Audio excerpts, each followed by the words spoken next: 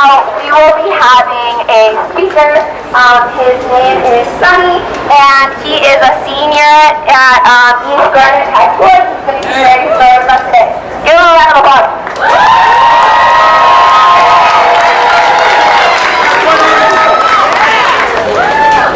Hi, how's everyone doing? I want to just thank you all for coming out here today. It takes a lot of courage to do that, and we all really appreciate it. So I just want to tell you how I got involved with activism in the first place, right? So my freshman year, I was really shy. I was really scared of public speaking, of social interaction, and really just stepping out of my bedroom and stopping reading a book, because that's what I loved to do at the time. I wouldn't have dreamed of what I'm doing today.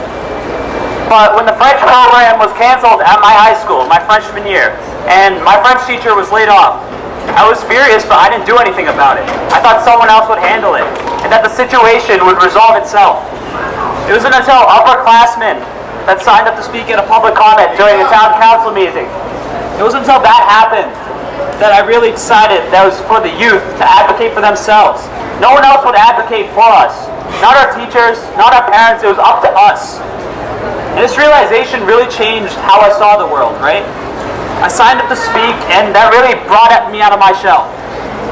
So my point is, even the most unlikely or unwilling person can make a difference.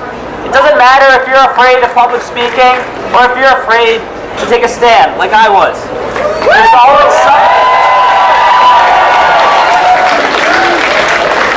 There's always something you could do to make a situation better.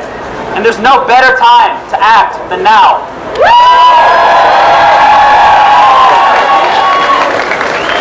We stand at the turning point of modern civilization. Our decisions now will influence the course of humanity, determining whether we survive or go extinct, as many other species have. Despite the obvious urgency of this issue, many politicians have taken little or no steps to address it.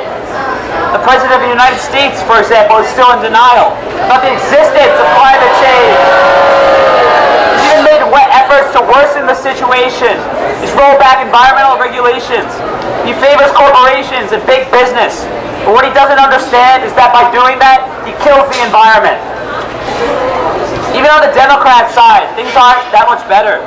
The Democratic frontrunner, Joe Biden, promised to sign the no fossil fuel money pledge, but then immediately broke down on that promise. He attended a fundraiser held by a fracking executive.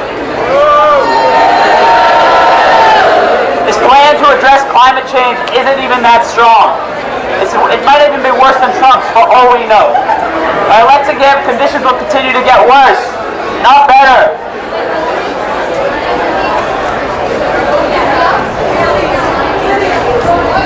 Clearly, politicians on both sides of the political spectrum are unwilling to address this issue, and many are happy just to ignore it.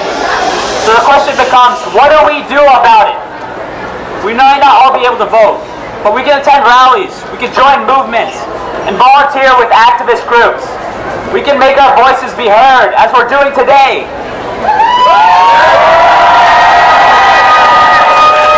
And for all your high schoolers out there, we often shrug off the notion that we can make a difference, that we actually matter, or that we're useful, or that we can do something about anything. With climate change, we can.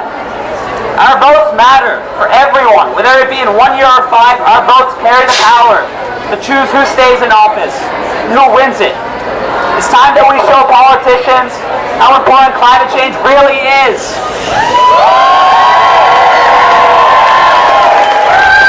We need to make it our generation's cause.